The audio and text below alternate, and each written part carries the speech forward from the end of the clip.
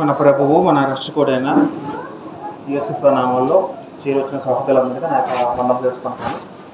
అందరికీ వందనాలు. దేవుని యొక్క మహాకృపను బట్టి, ప్రేమను బట్టి మనం తిరిగి రీతిగా కలుసుకున్నాం. అందుని బట్టి మన దేవునికి మనము స్తుతులు చెల్లింపు బదులుమే ఉన్నాం.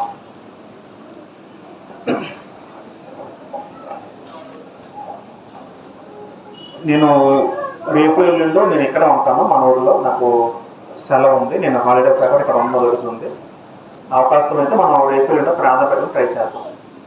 మీకు వీలుంటే మరి కొంచెం వాక్యం నేర్చుకునే అవకాశం దొరుకుతుందా? అయితే మనం ప్రకటన నేర్చుకుంటున్నాం. మాకు ఈ వారం ఒక సంఘటన జరిగింది. అందరికీ తెలిసిన మాటే, న్యూస్లో అందరికీ మీరు జనరల్గా ఫాలో అవుతున్నారు. పగడాల ప్రవీణ్ అనే ఒక సేవకుడు, అంటే ఆయన వేరే డినామినేషన్ చెందిన వ్యక్తి. ఇప్పుడు కూడా మరి ఆయన రాజమండ్రి దగ్గరే మరి బైక్ ద్వారా మరి యాక్సిడెంట్ అది హత్య ఇంకా తెలియదు, మనకి కన్ఫర్మ్ చేయలేదు. కాబట్టి ఏదైనప్పుడు కూడా ఆ ప్రమాదంలో అయినా చనిపోవడం జరిగింది. ఈ వారంలో అదే న్యూస్ కొనసాగుతుంది. నేను అది కొంచెం మనసుకు కలిసి వేసింది. నేను కూడా ఆయన వీడియోస్ చూస్తూ ఉంటాను అప్పుడప్పుడు. ఏదంటే కూడా మరి అది యాక్సిడెంట్ అయితే అంటే అది స్వయం ప్రమాదం కాబట్టి మరి ఇంకెవరూ చేయలేం. కానీ హత్య మటుకు అది ఎవరు అది మంచిది కాదు. ఆయనకి సోషల్ మీడియాలో బోల్డ్ థ్రెటనింగ్స్ వస్తున్నాయి, మనకు తెలిసినవే. సాధారణంగా ఏదైనప్పుడు కూడా అది అది యాక్సిడెంట్ అయితే పర్లేదు, కానీ హత్య అయితే మటుకు అది ఎవరు కూడా మరి క్షమించకూడదు. ఎంతవరకు ఎప్పుడు లేదేమో నాకు తెలిసి. నేను చిన్నప్పటి నుంచి ఎప్పుడు ఎంతవరకు ఎక్కడ వినలేదు ఒక క్రైస్తవ బోధకుని అలా చంపివేయడం అనేది. నాకు తెలిసి ఫస్ట్ టైం జరిగిందేమో. కానీ ఇది మంచి పద్ధతి కాదు, మంచి సంస్కారం క్రియేత కాదండి. అది ఒకవేళ ఇన్ కేసు అది హత్య అని తేలితే మాత్రం ఖచ్చితంగా అందరూ దీనికి వచ్చి లేదు.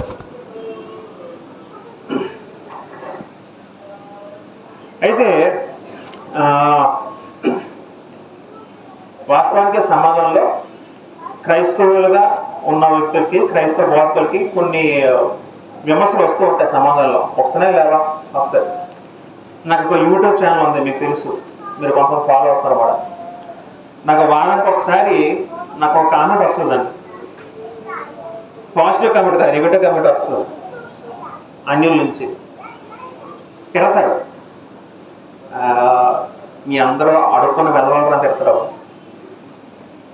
రకరకాల కామెంట్లు వస్తూ ఉంటాయి. కొంచెం బూది మాటలు కూడా ఉన్నాయి. నేను మా మిస్సెస్ చెప్తా ఉంటాను, చూడు ఇలా కామెంట్ అయితే నవ్వుకుంటాం. అంటే క్రైస్తవులు బోధించబడి ఖచ్చితంగా సమాజంలో నెగిటివ్ కామెంట్స్ వస్తూ ఉంటాయి. సహజం, అది తప్పేం కాదు, అది కామన్గా వస్తూ ఉంటాయి, వస్తూ ఉంటుందా. నా యూట్యూబ్ ఛానల్లో చాలా కామెంట్స్ పెట్టి నేను డిలీట్ చేస్తూ ఉంటాను చాలా మటుకు. ఏదైనప్పుడు కూడా నేను అంటే ఒక ఉపదేశించబడితే నేను ఒక సైషన్ ఏమిస్తానంటే, ఎవరికైనా సరే బోధించే వ్యక్తికి మనం మన గ్రంథంలో ఏదుందో అది బోధిస్తూ సరిపోద్దండి. మీకు అర్థమవుతుందా? మనకు పరిశుద్ధ గ్రంథం మన చేతిలో ఉంది, దేవుడు రాయించి మన చేతికి ఇచ్చాడు. మనం ఏది చెప్పాలనుకున్నా, ఏం చేయాలనుకున్నా దీంట్లో బోధిస్తూ సరిపోద్ది, అంతే కదండి. ఈ గ్రంథం దాంటే ఇంకే గ్రంథం కూడా, ఈ గ్రంథంలో మాటలు మాత్రమే ఒక వ్యక్తిని నిత్యజీవం తీసుకెళ్ళాలి తప్ప ప్రపంచంలో ఏ గ్రంథం లేదు. ఈ గ్రంథాల మాటలు మనం చెప్పి రక్షణలో తీసుకొస్తే సరిపోద్దా? ఈ గ్రంథాల మాటలు సరిపోతాయి. ఇవి దాటి మనం వేరొక గ్రంథాన్ని వెళ్ళడం, మళ్ళీ దాన్ని విమర్శించడం, వాళ్ళ పనులు మనం చేయకూడదు. ఎప్పుడు కూడా ఉపదేశించే వ్యక్తి ఎవరైనా సరే మనం వేరొక విమర్శించకుండా వాళ్ళు ఏం చేస్తారు, వాళ్ళు మనం విమర్శిస్తారా? మనకి ఎందుకు అంత అవసరం? అవునా కదా? నేను ఎప్పుడు కూడా నా ఛానల్లో కానీ ఎప్పుడైనా సరే నేను వేరే వాళ్ళకి మత సంబంధించి విమర్శించను. అది మన సంబంధం లేని విషయం. అవన్నీ కూడా మనం ఏం చేయాలి? జీవంగా దేవుణ్ణి మీరు వెంబడించని చెప్పడం తప్పలేదు. మన బోధ మనం చేసుకుంటే ఇతర బోధనలు మనం వాళ్ళు విమర్శించడం, మళ్ళీ అవన్నీ పని కూడా అవన్నీ అవసరం లేదు. ఆ టెక్నిక్ తెలుసుకోవాలంటే బోధించే వ్యక్తులు. రాధా మనోహర్ దాస్ వ్యక్తి ఉన్నాడు, మీకు తెలుసా ఆ వ్యక్తి? నేను ఆ వ్యక్తితో ఫోన్లో మాట్లాడాను ఒకసారి, ఆయనతో వాట్సాప్ చేసుకుని ఫోన్తో కూడా మాట్లాడాను ఒకసారి. ఆయన ఎంత హీనంగా ఎంత భయంకరంగా చెప్తారంటే యేసుక్రీస్తు అని మరియమ్మ గారికి నాకు ఎందుకో చాలా బాధ వేస్తుంది. ఒకసారి మాట్లాడాను, మీరు ఎందుకంటే ఎంత విమర్శిస్తున్నారు క్రీస్తుని మరియమ్మని అంటే ఆయన ఒక మాట ఏమన్నా, మీ పాస్టర్లు ఫస్ట్ ఎవరు స్టార్ట్ చేశారని అంటాడు. మీ పాస్టర్లు ఫస్ట్ విమర్శించారు, నేను కాదు అని ఫైర్ అయిపోతాను నేను. వాళ్ళంటే వీళ్ళంటారు, వీళ్ళంటే వాళ్ళంటారు. ఆఖరికి విమర్శించబడుతుంది ఎవరు? మన ఆరాధిస్తున్న ప్రభువు విమర్శిస్తారు. ఎంత ఘోరంగా ఉంది, ఎంత అవమానకరంగా ఉంది, చాలా అసహ్యకరంగా ఉందండి. యూట్యూబ్లో మీరు చూస్తున్నారో లేదో. మన మీద అయితే మనకు అవకాశం ఇవ్వకూడదు ఎప్పుడు కూడా. మన గ్రంథం గురించి మనం చెప్పాలి అంతే. వాళ్ళ మత గ్రంథాలు వాళ్ళ దేవుడు మనకు ఎందుకంటే మనకి ఏడు సంబంధం వెళ్ళి కూడా. వాస్తవానికి గతంలో ఈ ప్రవీణ్ అనే వ్యక్తి ఆయన విమర్శించడం జరిగింది, ముస్లిం మాత్రం విమర్శించడం జరిగింది, హైందవుడు విమర్శించడం జరిగింది. వీడియోస్ కూడా అందుబాటులో ఉన్నాయి. నేనేమంటానంటే అంటే ఉపదేశించిన వ్యక్తి మనకు సంబంధం లేదు. మనం ఏం చెప్పాలో చెప్తే సరిపోతుంది రక్షణ సంబంధించి. వాళ్ళ దాంట్లోకి వెళ్ళి మీ శ్లోకంలో ఎలా ఉంది, మీ శ్లోకంలో దీనికి రిలేటెడ్ అవన్నీ మనకెందుకండి? హైందవులలో శ్లోకాలు భగవద్గీతలు అన్నీ ఉన్నాయి, ఉపనిషత్తులు చాలా రకాలు ఉన్నాయి. అవి పరిశుద్ధత ప్రేరేపణలో రాయబడ్డాయా, మనుషులు రాయబడ్డాయా? ఇప్పుడు ప్రపంచంలో పరిశుద్ధాత్మ ద్వారా ప్రేరేపించబడి రాయబడిన గ్రంథం ఏదుంది? బైబిల్ మాత్రమే ఉంది. బైబిల్ అనకూడదు, బైబిల్ మాత్రమే ఉంది. బైబిల్ తప్ప మీకు ఏ గ్రంథం లేదు. మీకు అర్థమవుతుందండి. మరి మిగతా వాళ్ళ గ్రంథాలు కూడా కొంచెం సంబంధాలు ఉన్నాయండి, కలుస్తున్నాయి కదా అనుకోవచ్చేమో. ఒక కాపీ కొట్టచ్చు, లేదా మరేదో అవ్వచ్చు. కానీ అవి రాసింది పరిశుద్ధాత్మలో కాదు. దైవ ప్రేరేపణ గ్రంథం పరిశుద్ధమైన గ్రంథం బైబిల్ మాత్రమే, మరి ఇంకే గ్రంథం లేదండి. మళ్ళీ వాళ్ళ దాంట్లో వెళ్తడం, అవన్నీ దీన్ని ముడి పెట్టడం, అక్కడ శ్లోకం ఉంది, శ్లోకం బైబిల్ కనెక్ట్ అవుతుంది, అవన్నీ చెప్పడం, మళ్ళీ విమర్శ కావడం, అవన్నీ అనవసరం థింగ్ అండి. అవన్నీ కూడా అవన్నీ అనవసరం, అవన్నీ అవసరం లేవు. యేసుక్రీస్తు మాట ఏమంటారంటే శిష్యుల్ని సమాధానం పంపిస్తూ మీరు పాముల వల్ల వివేకం కలిగి ఉన్నట్టు పదం వాడతారు. ఎందుకు పదం వాడారు యేసుక్రీస్తు? బోధించే వ్యక్తి కూడా లౌక్యం కలిగి ఉండాలండి. ఎక్కడ ఏం చెప్పాలి, ఎక్కడ ఏం చెప్పకూడదు అనే క్లారిటీ ఉండాలి. సంఘం ఉంది, సంఘంలో మనం ఏదైనా బోధించవచ్చు. అందరూ క్రైస్తవులు కాబట్టి మనకు కొంచెం పరిమితులు హద్దులు మనకు ఉండవు. కానీ సమాజం సభా చేసేప్పుడు ఎలా ఉండాలి మనం? మీకు పాయింట్ అర్థమవుతుందండి. ఒకరు మన దేవుని విమర్శించే అధికారం, ఆ చొరవ మనం అవతల వ్యక్తికి పోకూడదు ఎప్పుడు కూడా. మీకు అర్థమవుతుంది పాయింట్ అండి. మనం ఎవరిని విమర్శించకూడదు, మనదైన రీతిలో మన దేవుని అయితే బోధించాలని, అది గుర్తుపెట్టుకోవాలి. ఏదినప్పుడు కూడా ఒక వ్యక్తిని చంపడం అనేది చాలా అమానుషం. అది ఒక వ్యక్తిని చంపే హక్కు ఏ మనిషికి లేదు. మరి ఇంత భవిష్యత్తు తేలబోతుంది. హత్య యాక్సిడెంట్ తెలియదు, కానీ హత్య అయితే మటుకు అది చాలా తప్పుడు పని. అందరూ తిరుగుతున్నారు, ఒకరు కాదు, అందరూ విమర్శించుకున్నారు. మీరు సోషల్ మీడియా ఇప్పుడు అంతా భయంకరంగా ఉంది సోషల్ మీడియాలో. అందులో ఆంధ్రప్రదేశ్ రాష్ట్రంలో మరీ ఘోరంగా ఉందండి. ఇక కేరళలో, తమిళనాడు ఎంత దారుణం లేవు. ఆంధ్రప్రదేశ్లోనే యూట్యూబ్లో తిరిగేస్తే చాలా రకాల విమర్శలు వస్తున్నాయి. నేను ఎక్కువ చూడను, మరీ అత్యవసరమైన దీపం చూస్తుంది తప్ప. దానివల్ల మన మనసులు పాడైపోతాయి. రైట్. అంటే బోధించే వ్యక్తికి మనం ఒక విషయం ఏంటంటే మనం ఎవరిని విమర్శించకూడదు. మనదైన శైలిలో దేవుని వాక్యం ఏం చెప్తుందో అదే మనం మాట్లాడదాం. అంతమించి ఎక్కువ మనం మాట్లాడుకోవడం బెటర్. రైట్. అయితే మనం ప్రకటన గ్రంథంలోనే వాస్తవానికి నేను ఈ అంశం బేస్ చేసుకుంటే ప్రకటన గ్రంథంలో మనం ఒక భాగం ఆలోచిద్దాం. వాస్తవానికి 1,44,000 మంది దాని గురించి చెప్పాల్సిన మాట ఈరోజు. కాకపోతే నాకు ప్రకటన గ్రంథంలోనే మరొక అంశం, అంటే ముందు మనం చెప్పే అంశం ఇప్పుడు మనం చెప్పుకుంటున్నాం, దాని గురించి మనం ఆలోచిస్తున్నాం. ఏంటి అంశం ఏంటంటే దేవుని యొక్క శత్రువులు అని వాళ్ళకంతా ఆలోచిద్దాం. ఇప్పుడు చెప్పాల్సిన అవసరం ఉంది, ఖచ్చితంగా అందరూ తెలుసుకోవాలి. అంశం పేరేంటే దేవుని యొక్క శత్రువులు.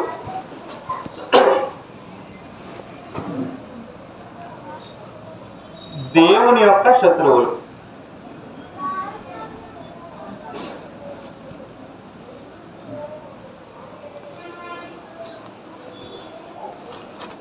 ఇవాళ మీకు మనం ఒక పాఠం నేర్చుకుంటాం. ఆ పాఠంలో దేవుని యొక్క శత్రువులు ఎవరైతే ఉన్నారో వాటి గురించి ఆలోచిస్తాం.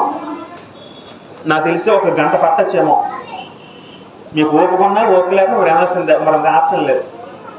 ఎందుకంటే ఖచ్చితంగా గంట పడుతుందని నీ ముందే మీకు హెచ్చరిక చేస్తున్నాను. ఎందుకంటే చాలా అంశాలు నేర్చుకోవాలి, అందులో శ్రద్ధగా వినాలి. చాలా అత్యవసరం. క్రైస్తవులైన ప్రతి ఒక్కటి కూడా ఇది ఖచ్చితంగా నేర్చుకోవాలి. దీనివల్ల మన శత్రువులు ఎవరో మనం ఈ పాటలో మనం ఖచ్చితంగా తెలుసుకుంటాం. ఇప్పుడు సమాజంలో జరుగుతున్న దానికి ఇప్పుడు మన పాట అంటే చాలా సంబంధం ఉంది. రైట్. దేవుని యొక్క శత్రువులు. శత్రువు అంటే అర్థం ఏంటండి? శత్రువు అంటే అర్థం ఏంటంటే విరోధి అని అర్థం వస్తుందండి. శత్రువుడు ఎవరండి? విరోధి అంటే పరని వ్యక్తి. మనుషులందరికీ కూడా మిత్రులు ఉన్నారు, శత్రువులు ఉన్నారు. ఉన్నారా లేదా? నీ ఫ్రెండ్ ఎవరంటే ఒక పేరు చెప్తాం. నువ్వు ఎవరిని ఇష్టపడవో నీవు శత్రువు ఎవరంటే మనం ఒక పేరు చెప్తాం లేదు. సమాజంలో మనుషులందరికీ మిత్రులు ఉన్నారు, శత్రువులు ఉన్నారు. అదేవిధంగా దేవుని కూడా శత్రువులు ఉన్నారండి. దేవుని కూడా శత్రువు ఉన్నాడు. మనం ఆలోచిస్తాం దేవునికి శత్రువు ఉండడం ఏంటి అనుకుంటాం, కానీ గ్రంథం మనకు బోధిస్తుంది దేవునికి ఉన్న శత్రువు ఎవరండి? సాతాను, అపవాది. దేవుని యొక్క శత్రువు ఎవరంటేనండి సాతాను. ఈ సాతాను తండ్రి అయిన దేవునికి శత్రువే, యేసుక్రీస్తు వారికి శత్రువే. ఇద్దరికి కంబైన్ కొన్న శత్రువు ఎవరంటే సాతాను. మరి దేవునికి శత్రువు అయితే దేవుని వెళ్ళి మనకి శత్రువు అవుతాడా కదా? మనకి శత్రువు అవుతాడండి. దేవునికి ఏదైతే రిలేషన్ ఉంటుందో ఎవరితో మనకి అదే రిలేషన్ వస్తుంది. దేవునికి శత్రువు సాతాను అయితే మనకు కూడా శత్రువు ఎవరు? సాతానే. గ్రంథంలో మనకు కొన్ని మాటలు ఆలోచించినప్పుడు మొదటి కొరింథీ రాసిన పత్రిక 15:20 చదువుకుంటే, మొదటి కొరింథీ రాసిన పత్రిక 15:20 చదువుకుందాం. పౌలు గారు రాస్తూ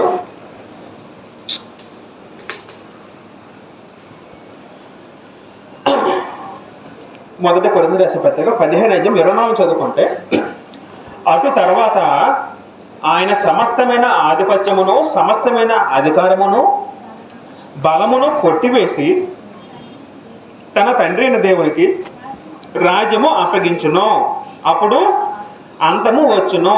ఇక్కడ ఆయన అంటే ఎవరు? యేసుక్రీస్తు వారు. ఆ ముందు వచనంలో క్రీస్తు వచ్చినప్పుడు పదం ఉంటుందా? రెండో రాకడ తర్వాత ఏమవుతుందంటే యేసుక్రీస్తు వారు తన ఆధిపత్యము బలము కొట్టివేసి ఈ రాజ్యానికి ఎవరికి అప్పగిస్తారట? తండ్రి అయిన దేవుడికి అప్పగిస్తారట. అప్పగిసిన తర్వాత 25వ వచనం చదువుకుంటే, ఎందుకనగా తన శత్రువులనందరినీ, జాగ్రత్త వినాలి, తన శత్రువులనందరినీ తన పాదముల కింద ఉంచు వరకు ఆయన రాజ్య పరిపాలన చేయుచుండవలెను. మీకు పదం అర్థమైందా? వచనం ఎందుకనగా తన శత్రువు అంటే ఎవడెక్కడ? ఇక సందర్భంగా యేసుక్రీస్తు శత్రువులు. క్రీస్తు యొక్క శత్రువులు తన పాదముల కింద ఉంచు వరకు ఆయన రాజ్య పరిపాలన చేయుచుండవలెను. క్రీస్తు యొక్క రాజ్య పరిపాలన ఎప్పుడు స్టార్ట్ అయ్యింది? ఎప్పుడు స్టార్ట్ అయింది క్రీస్తు పరిపాలన? ఎప్పుడైతే శిలువను పొందారో, పునరుద్ధరణ చెంది పరలోకి వెళ్ళారో, అప్పటి నుంచి ఎవరి పరిపాలన స్టార్ట్ అయ్యింది? క్రీస్తు పరిపాలన స్టార్ట్ అయ్యింది. అప్పుడు తండ్రిని దేవుడు ఏం చేస్తారంటే పరలోకంలో యేసుక్రీస్తు శత్రువులు ఎవరైతే ఉన్నారో వాళ్ళందరినీ తీసుకొచ్చి క్రీస్తు పాదపీఠం కింద పెడతారండి. మీకు పాయింట్ అర్థమైందా? క్రీస్తు శత్రువులు ఎవరైతే ఉన్నారో వాళ్ళందరినీ తీసుకొచ్చి ఎవరి దగ్గర పెడతారట? తండ్రి అయిన దేవుడు క్రీస్తు పాదపీఠం కింద పెడతారండి. మత్తయి సువార్త 12:36 చదువుకుంటే, మత్తయి సువార్త 12:36 చదువుదాం. ఈ మాటలను బట్టి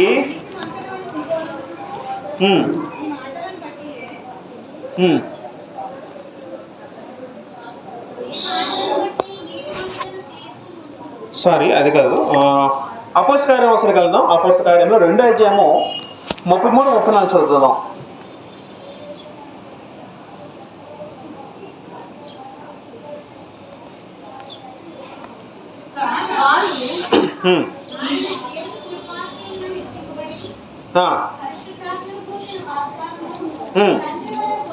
తండ్రి వల్ల పొంది మీరు చూచుచూ వినుచున్న దావీదు పరలోకంకి ఎక్కిపోలేదు. అయితే అతడు ఇట్లా నేను నీ శత్రువులను నీ పాదముల కింద పాదపీఠముగా ఉంచే వరకు నీవు నా కుడి పార్శ్వమున కూర్చుండమని ప్రభువు నా ప్రభువుతో చెప్పాను. ఇది వాస్తవానికి దావీదు గారు కీర్తనలో రచించిన ప్రవచనం. ఆ ప్రవచనం అర్థం ఏంటంటే, నేను నీ శత్రువులను, ఈ మాటలు అంటుంది ఎవరంటే తండ్రి అయిన దేవుడు. ఎవరితో అంటున్నారు? యేసుక్రీస్తు వారితో అంటున్నారు. అందరూ జాగ్రత్త వినాలి. యేసుక్రీస్తు వారు శిలువమరణ పొందారు. పరలోకం పునరుద్ధరించిన తర్వాత తండ్రి అయిన దేవుడు ఆయన తన కుడి పార్శ్వమున కూర్చోబెట్టుకుని తన కుమారుణ్ణి అభిషేకించి మహిమపరిచి ఎప్పుడైతే మొదటి అధ్యాయంలో అంతర మాటలు అవన్నీ చెప్పిన తర్వాత అప్పుడు తండ్రి అయిన దేవుడు క్రీస్తుతో మాట్లాడంటే, నేను నీ శత్రువులను నీ పాదముల కింద పాదపీఠంగా ఉంచే వరకు నీవు నా కుడి పార్శ్వమున కూర్చుండమని ప్రభువు, పెద్ద అక్షరాలు అంటే తండ్రి, ప్రభువు నా ప్రభువుతో చెప్పినది దావీదు అంటాడండి. అదొక వాగ్దానం. ఏంటో వాగ్దానం అంటే, ఇప్పుడు జరుగుతున్న మాట, ఇప్పుడు జరుగుతున్న క్రియ ఏంటంటే, పరలోకంలో తండ్రి అయిన దేవుడు క్రీస్తు యొక్క శత్రువులంతా కూడా తీసుకొని ఆయన పాదం కింద పెడతారండి, పాదపీఠం కింద పెడతారండి. అంటే అర్థం ఏంటంటే ఆయనకి సరెండర్ చేస్తారు. ఎప్పుడైతే క్రీస్తు శత్రువులను సరెండర్ చేసిన తర్వాత అప్పుడు యేసుక్రీస్తుని భూలోకి పంపుతాడు. దాన్ని రెండో రాకడ అంటారు. రెండో రాకడలో క్రీస్తు యొక్క శత్రువులందరూ నాశనం అయిపోతారు. మనకి శత్రువులు ఉండరు. శత్రువులు ఇంక భూమి మీద ఇంకా ఎవరు ఉండరు. మనకి అర్థవలసిన పాయింట్ ఏంటంటే, శత్రువులైన వ్యక్తులు ఉన్నారు. ఎవరికి ఉన్నారు? దేవుడికి ఉన్నారు, తండ్రిని దేవుడికి ఉన్నారు. యేసుక్రీస్తు వారికి శత్రువు ఉన్న విషయం మనకు అర్థమైందండి. శత్రువులు అంటే విరోధి, క్రీస్తుకు విరోధులు ఉన్న విషయం మనకు అర్థమైందండి. మీకు అంత చెప్పిన మాట దీనికి మనకి ఏం అర్థం అవ్వాలంటే, దేవునికి శత్రువు ఉన్న విషయం మనకు అర్థం అవ్వాలండి. ప్రేతగ్రంథంలో 12 వెళ్ళినప్పుడు 12 అధ్యాయము, 13 అధ్యాయము, 14 అధ్యాయము, ఈ 3 అధ్యాయాల్లో 3 శత్రువులు కనబడతారండి. ఈ 3 శత్రువుల గురించి ప్రకటనలోని పరిశుద్ధాత్మ ద్వారా యోహాను గారికి తెలియజేయడం జరిగిందండి. ఆ శత్రువులు ఎవరో మనం అందరూ ఆలోచిద్దాం. దేవుని శత్రువులు ఎవరైతే ఉంటారో వారికి మన శత్రువులే, వాళ్ళకి మనకి శత్రువులే. ప్రకటనలో 12 అధ్యాయం వెళ్ళిపోయినప్పుడు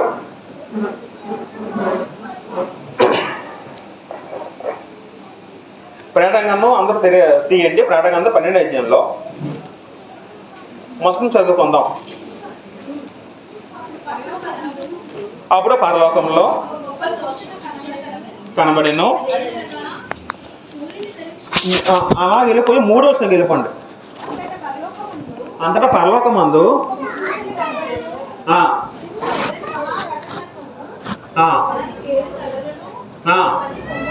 గట్టి చదవాలి.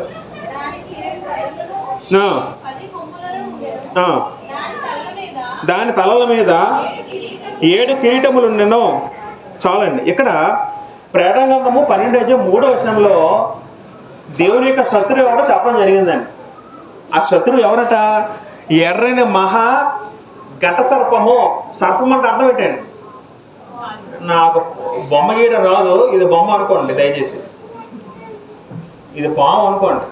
ఘట సర్పం అని ఒక పదం వాడారండి. దేవుని యొక్క శత్రువు ఎర్రని మహాఘట్ట సర్పము. ఈ సర్పము, ఈ పాము ఏ రంగులో ఉందట? ఎరుపు రంగులో ఉందండి. తర్వాత ఈ పాముకి, ఈ సర్పంకి ఎన్ని తలలు ఉన్నాయట? 7 తలలు ఉన్నాయండి. ఇదో తల, ఇదో మొత్తం ఒక తల కాదు, 7 తలలు ఉన్నాయండి. 7 తలలు. తర్వాత ఎన్ని కిరీటాలు ఉన్నాయి? 7 కిరీటాలు ఉన్నాయి చెప్పడం జరిగింది. 10 కొమ్ములు ఉన్నాయి అంటారు. ఇక్కడ ఒక బొమ్మ చెప్పడం జరిగింది.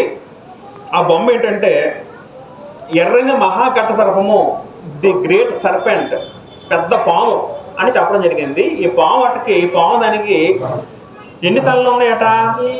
7 తలలు ఉన్నాయి. ఎన్ని కొమ్ములు ఉన్నాయి? ఎన్ని కిరీటాలు ఉన్నాయి? 7 కిరీటాలు ఉన్నాయి.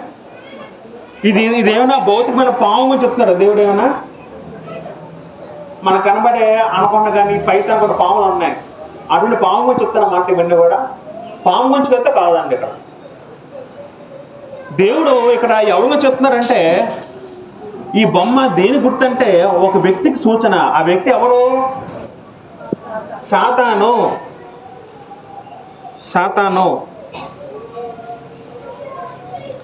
12:9 చదువుకుందాం. 9 పేరు చెప్పేస్తాడు దేవుడు. కాగా సర్వలోకమును మోసపుచ్చుచు అపవాదనియు సాతాననియు పేరుగల ఆది సర్పమైన ఆ మహాఘట సర్పము అన్నారండి. చాలు, ఇక్కడ పేరు చెప్తాడు. ఇక్కడ ఆ సర్పం ఎవరట? సాతాననియు అపవాదనియు గల మహాఘట సర్పం చెప్పడం జరిగిందండి. ఇదేదో భౌతికమైన పాము చెప్పింది కాదు. అక్కడ ఆ వ్యక్తి ఎవరట? సాతాను అని చెప్పడం జరిగిందండి. సాతాను మరొక పేరేంటి? అపవాదని చెప్పడం జరిగిందండి.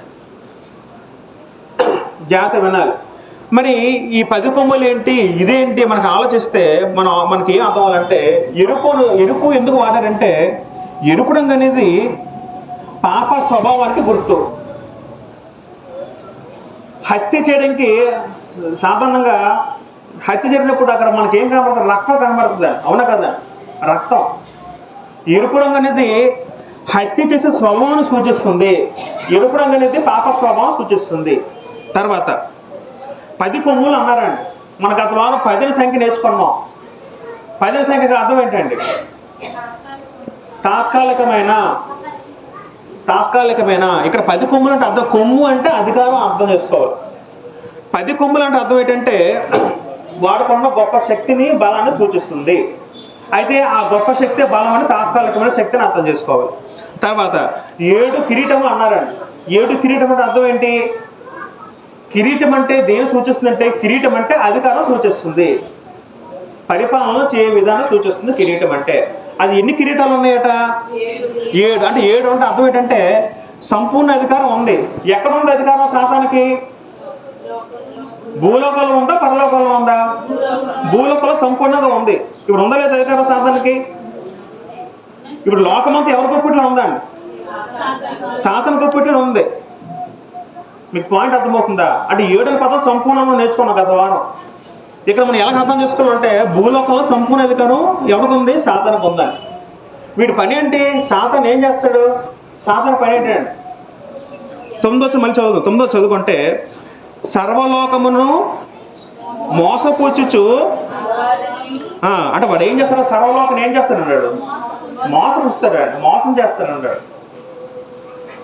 వాడు దేవునికి శత్రువు, క్రీస్తుకు శత్రువు. వాడి పని ఏంటంటే సర్వలోకాన్ని ఏం చేస్తాడట? మోసం చేస్తాడు. ఇక్కడ 7 తలలు ఉన్నాయండి. 7 తలలు దేని సూచిస్తుందంటే, ఆ 7 తలల కుయుక్తిని సూచిస్తుంది, మోసం చేసే స్వభావం సూచిస్తుంది 7 తలలు అంటే. వీడు కానీ మోసం చేస్తే ఎవడైనా పడిపోవలసిందే. అంతగా గ్యాంబ్లింగ్ వేస్తాడు. బైబిల్ ఏమైనా సందర్భాలు నోట్ చేయబడ్డాయా? సాతాను ఎవరైనా మోసం చేసినట్టు? ఎవరు మోసం చేశారు? సాతాను మొదట హవ్వను మోసం చేశాడండి. ఒకసారి మనము హవ్వని మోసం చేసినట్టు ఎక్కడన్నా వచ్చిన ముందు మనకి ఆదికాండం ఒకసారి చూడండి.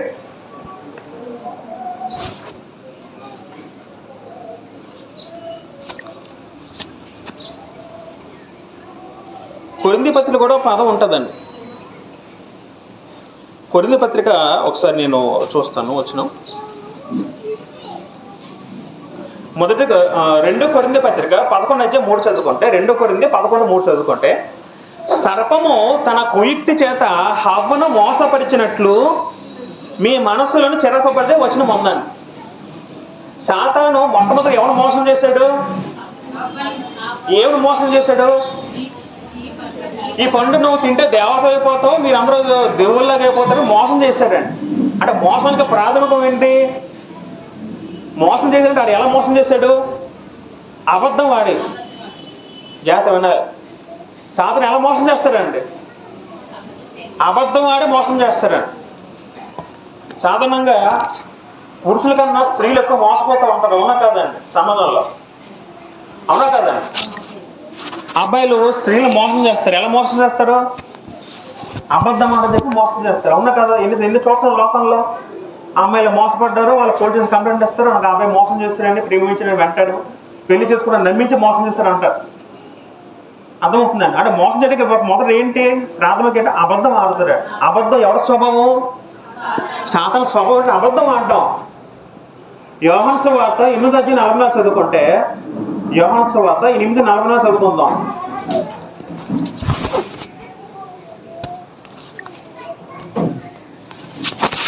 మీరు చదవాలి. యోహాను సువార్త 8:44 చదువుకుంటే, సాతాను యొక్క స్వభావం అనేది దేవుడు యేసుక్రీస్తు చెప్పడం జరుగుతుంది భూమి మీద.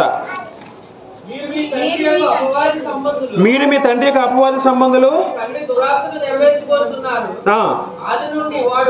ఆది నుండి అంటే అతను నుండి మొదటి నుంచి కూడా వాడు ఏమంటాడు, నరహంతకుడే ఉండి సత్యమందు నిలిచిన వాడు కాడు.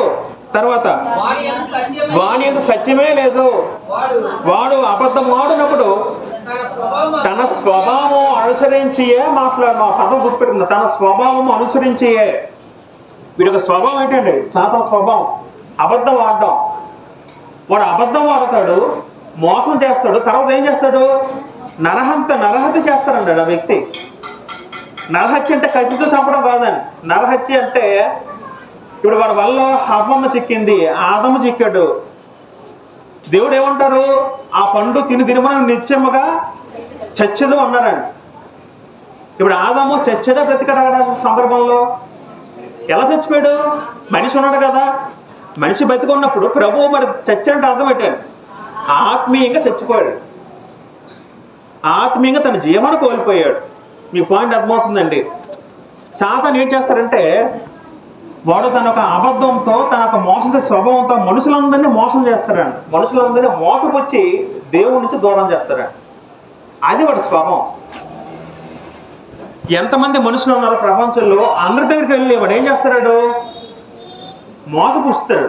వాళ్ళందరినీ దేవుడి నుంచి దూరం చేయడమే సాతాను పని. మళ్ళీ సాతాను పని అనగానే వాడు అందరి హృదయంలో దూరిపోయి దెయ్యంలా ఆవహించి పట్టి దూరం చేస్తాడు కాదండి. సాతాను ఒక మనిషిని ఏం చేయగలడండి? ఇది ఒక మనిషి అయితే మనిషి సాతాను ఏం చేయగలడు? ఏం చేస్తారండి? మనిషి హృదయాన్ని ప్రేరేపిస్తారండి. జాగ్రత్త వినాలి. సాతాను ఎవరి మనిషిలో దెయ్యంలో దూరిపోయి వాడు పని చేయడండి. సాతాను ఏం చేస్తారండి? మనుషుల హృదయాన్ని ప్రేరేపిస్తారండి. యేసుక్రీస్తు ఒక మంచి మాట చెప్పారండి. సాతాను మనుషుల్ని ఏ విధంగా చేస్తారు? మత్తయి సువార్త మనకు తెలుసు 5వ అధ్యాయంలోని, నీ మాట అవునంటే అవును, కాదంటే కాదు, అంత మించింది ఎక్కడ పడుతుందట? దుష్టు నుంచి పుట్టిన వచ్చిన మందండి. మన మనసుకి ఒక కోరిక, ఒక తలంపు వస్తుంది, చేయకూడదు చేయకూడదు చేయకూడదు అనుకుంటాం. సాతాను ఏం చేస్తాడు? చెయ్యని ఫోర్స్ చేస్తాడు. అప్పుడు మనం ఏం చేస్తాం?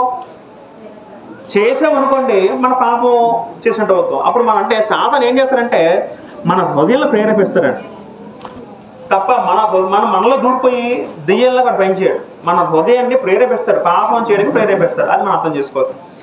మన గ్రంథాలు చదువుకుంటే కొన్ని సందర్భాల్లో, ఉదాహరణకి లోకోసువార్త 22:3 చదువుకుంటే, లోకోసువార్త 22:3లోని అక్కడ ఇస్కరియోతు యోధాన్ని వాళ్ళని సాతాను ప్రవేశించడం ఒక వచనం ఉంటుందండి. లోకోసువార్త 22:3 చదువుకుంటే, అంతా 12 శిష్యులలో సాతాను ప్రవేశించును గనుక వాడు వెళ్ళి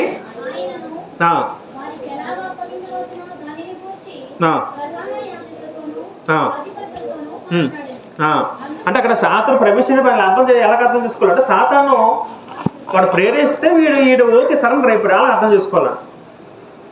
మరొక సందర్భంలో మత్తయి సువార్త 16:23 చదువుకుంటే, అక్కడ కూడా యేసుక్రీస్తు పేతురుని తిడుతూ ఒక సందర్భంలో సాతాను పొమ్ము అంటారు. ఒక సందర్భంలో యేసుక్రీస్తు పేతురుని ఉద్దేశించి మత్తయి సువార్త 16:23 చదువుకుంటే, అయితే ఆయన పేతురు వైపు తిరిగి, సాతానా నా వెనుకకు పొమ్ము, అభ్యంతర కారణమే ఉన్నావు అంటారండి. 22 వచనాలు ఏమంటారంటే, పేతురు ఏమంటారంటే ప్రభుత్వాన్ని, ప్రభువా దీనికి దూరమో కాగా అని పేతురేమో ప్రభువుని సాతాను ప్రేరేపిస్తాడు పేతురు ద్వారా. అప్పుడు ప్రభు ఏమంటారు? యేసుక్రీస్తు వారు సాతాను వెనుక పొమ్ము అంటారు. అననీయ సప్పేర సందర్భాలు కూడా అపోస్తకార్యం చదువుకుంటే అపోస్తకార్యములు 5వ అధ్యాయంలో అపోస్తకార్యములు 5వ అధ్యాయం 3 చదువుకుంటే సందర్భంలో పేతురు ఏమంటారండి అననీయ సప్పేరుతో 5:3 చదువుకుంటే అప్పుడు పేతురు అననీయ నీ భూమి వెలలో కొంత దాచుకొని పరిశుద్ధాత్మను మోసపుచ్చుటకు సాతాను ఎందుకు నీ హృదయమును ప్రేరేపించును పదం వాడారండి. సాతాను ఏం చేస్తారు? మనల్ని ప్రేరేపిస్తారు. ప్రేరేపణ అంటే అర్థం ఏంటండి? చేయదని పని చేయాలని హృదయంలో కోరిక ఆశను పుట్టిస్తారు. అది సాతాను ఒక పని. మీ పాయింట్ అర్థం అవుతుందండి. రైట్. ఇవన్నీ కూడా సాతాను చేసే పనులండి. సాతాను యొక్క పని ఏంటంటే సర్వలోకాన్ని మోసపుస్తాడండి. దేవుడి నుంచి దూరం చేయడమే వాడి పని అండి. మొదటి పేతురు రాసిన పత్రిక 5:8 చదువుకుంటే మొదటి పేతురు రాసిన పత్రిక 5:8 చదువుకుంటే సాతానట గర్జించు సింహం వల్లే తిరుగుతున్న వచనం ఉంటుందండి. నిబ్బరమైన బుద్ధి గలవారై మెలకుగా ఉండుడి, మీ విరోధిని అపవాది గర్జించు సింహం వల్లే ఎవరు మింగుదనని వెదుగుచూ తిరుగుతున్నాడు. రైట్. అక్కడ పదం ఉందండి. ఏంటి పదం అంటే మీ విరోధి అయినా అపవాదం ఉంది. విరోధి అంటే ఎవరు? శత్రువుని అర్థం చేసుకోండి. పేతురు గారు ఏమంటారు ఇక్కడ? మీ విరోధి అంటే ఎవరు? క్రైస్తవులు ఉద్దేశించి పేతురు గారు రాస్తున్నారు. మీ విరోధి అంటే మీ అందరికీ శత్రువు ఉన్నాడు ఎవడ వ్యక్తి? సాతాను చెప్తూ మీరు మెలకువగా చెప్తున్నారండి. ఎందుకు? వాడు గర్జించే సింహం వల్లే ఎవరిని మృంగుదనేది వెదుచు తిరుగుతున్నాడో పదం ఉంటుందండి. మీకు ఇంతకుముందు ఒకసారి చెప్పాను, ఒకసారి ఇక్కడే వర్షిప్లో ఒక మాట చెప్పాను. ఏంటంటే సాతానికి ఒకప్పుడు పరలోకంలో అక్కడికి వెళ్తూ మళ్ళీ భూలోకంకు వచ్చే అధికారం సాతాను ఒకప్పుడు ఉండేది. ఉదాహరణకి యోగ గ్రంథం చూసినప్పుడు యోగ గ్రంథంలో దేవదూతల పాటు ఎవరు లేరు? సాతాను కూడా పరలోకం వెళ్తాడు. ఎక్కడికి? దేవుడి దగ్గరికి వెళ్తాడు. ఆయనతో సంభాషిస్తూ ఉంటాడు. అయితే సాతాను పని ఏంటండి? ఎప్పుడు కూడా నేరారోపణ చేస్తాడు. వాడేమో ఎంతసేపు ఒక వ్యక్తిని పరలోకం వెళ్ళి ఇగో నీ భక్తులు చూసుకొని ఎలా ఉన్నాడో మనలో ఉన్న బలహీనతలు మన లోపాలు దేవుడికి ఎత్తి చూపిస్తూ దేవుడిని మనం దూరం చేయడం ట్రై చేస్తూ ఉంటాడు. అయితే యేసుక్రీస్తు ఎప్పుడైతే భూలోకంకి వచ్చి శిలుమన్న పొంది పునరుద్ధరణ చెందారో అప్పుడు ఏమైందంటే సాతాను పరలోకం నుంచి పడదేవదేయబడ్డాడు. జాగ్రత్త వినాలి. మొదట సాతానికి పరలోకం వెళ్ళే అధికారం హక్కు ఉండేదని, దేవుడితో స్వయంగా మాట్లాడే అధికారం ఉండేది. అయితే యేసుక్రీస్తు వచ్చిన తర్వాత ఏమైందంటే సాతాను పూర్తిగా పడదేయబడ్డాడు. అదే ప్రకటన గ్రంథము 12వ అధ్యాయంలో ఉంటుందండి. ప్రకటన గ్రంథము 12వ అధ్యాయం మనం చదువుకుంటే 9వ వచనంలో అది భూమి మీద కింద మధ్య వచనంలో అపవాదనియు సాతానని పేరు గల ఆది సర్పమైన మహాఘట సర్పం పడద్రోయబడెను. తర్వాత అది భూమి మీద పడద్రోయబడెను. తర్వాత దాని దూతలు దానితో కూడా పడద్రోయబడేది. ఇక్కడ ఏం చెప్తారంటే దాని దూతలు ఎవరు దూతలట? సాతానికి ఎవరు ఉన్నారట? దూతలు ఉన్నారట. భూమి మీద పడద్రోయబడినట్టు అర్థం ఏంటంటే మరి ఇంకా పరలోకంకి వెళ్ళే హక్కు వాళ్ళకి ఇంకా లేదని అర్థం చేసుకోవాలి. ఎందుకు లేదంటే మీకు ఇంతకుముందు చెప్పాను, మీకు గుర్తుందో లేదో. 11 చదువుకుంటే 11 వచనంలో వారు గొర్రెపిల్ల రక్తమును బట్టి తాము ఇచ్చిన సాక్ష్యం బట్టి వాణిని జయించున్నారు కనుక అనే పదం ఉంటుందండి. గొర్రెపిల్ల రక్తం అంటే క్రీస్తు రక్తము. యేసుక్రీస్తు ఎప్పుడైతే శిలుమన్న పొంది పరలోకం చేరాడో అప్పుడు పరలోకంకి సాతాను వెళ్ళే హక్కు పోయిందండి. సాతాను ఏం చేస్తారు? పరలోకం వెళ్ళి ఇగో నాయన దేవా ఈ వ్యక్తి ఇలా పాపం చేస్తే మన కొండలో అబద్ధాలు సాక్ష్యం చెప్తూ ఉంటారు. ఇప్పుడు యేసుక్రీస్తు పరలోకంకి వెళ్ళారు. వెళ్ళిన తర్వాత మరి సాతాను వెళ్ళి ఒక వ్యక్తి మీద అభియోగం చేసే అవకాశం ఉండదు. ఆడ రాత్రి భాగాలు మనం నేరారోపణ చేస్తారు. అప్పుడు యేసుక్రీస్తు ఏమంటారు? ఉదాహరణకి మన మీద ఏ నేరారోపణ చేసినా యేసుక్రీస్తు ఏంటారంటే ఈ నిమిత్తం నేను చచ్చిపోయాను అంటాడు. మీకు పాయింట్ అర్థమవుతుందండి. మీకు ఇంతకుముందు చెప్పాను, ఒకసారి మనసు జ్ఞాపకం చేస్తాను. పరలోకంలో జరిగిన సిచ్యువేషన్ ఏంటంటే మీకు సవాల్ చేసి చూడండి.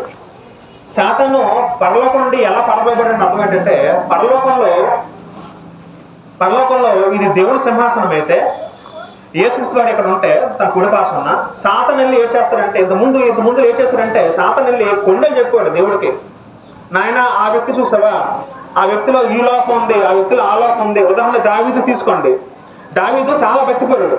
సాతాను ఏం చేస్తాడు, పరలోకం వెళ్ళి దేవుడితో దావీదు కూడా తప్పు చేశాడు, విభజన చేశాడు అంటాడు, దావీదు కూడా నరహత్య చేశాడు అంటాడు. ఇలాగా కొండలు సాక్ష్యం చెప్తూ ఉంటారు. ఇప్పుడు యేసుక్రీస్తు వారు వచ్చిన తర్వాత ఏమవుద్దంటే సాతాను మళ్ళీ పరలోకం వెళ్ళి ఒక వ్యక్తి మీద చాటి చెప్పాడు అనుకోండి, అప్పుడు యేసుక్రీస్తు వారు ఏమంటారు, ఎవరైతే చాటులు చెప్తున్నాడో సాతాను ఏ వ్యక్తి గురించి చాటులు చెప్తున్నాడో ఆ వ్యక్తి నిమిత్తం నేను చచ్చిపోయాను అంటాడు యేసుక్రీస్తు వారు. ఆ వ్యక్తికి రావాల్సిన శిక్ష నేను అనుభవించాను అంటాడు యేసుక్రీస్తు వారు. మీకు పాయింట్ అర్థమవుతుందా?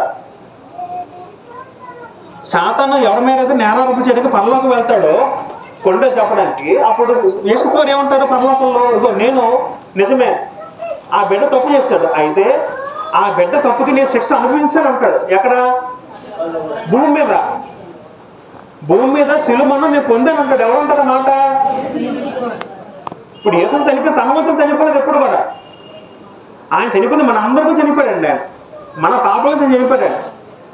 ఇప్పుడు ఎవడైనా సాతాను పరలోకి వెళ్ళి ఇదో ఈ వ్యక్తి తప్పు చేశాడంటే యేసు ఏమంటారండి, రవికుమార్ ఇలా ఈ తప్పు చేశాడు, ఇలా తప్పు చేశాడు ఇచ్చినప్పుడు ప్రభు ఏమంటాడు పరలోకంలో, నేను ఆ వ్యక్తిలో చచ్చిపోయాను అంటాడు, ఆ శిక్షను అనుభవించాను అంటాడు. అప్పుడు ఇంకా మాట్లాడగలరా సాతాను?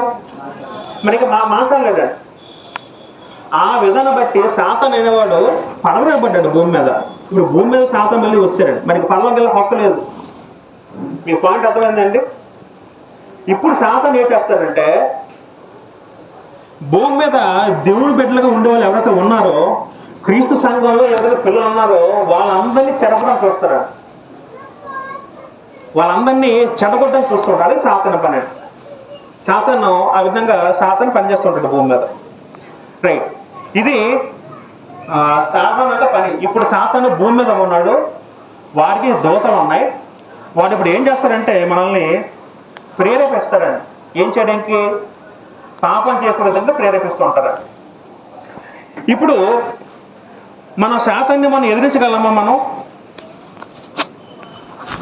శాతంతో మనం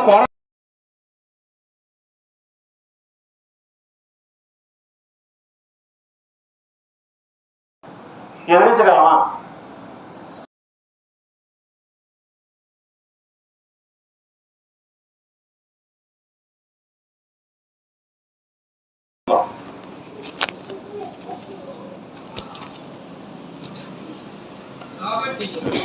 కాబట్టి దేవునికి లోబడి ఉండి అపవాదిని ఎదిరించుడు అన్నారండి.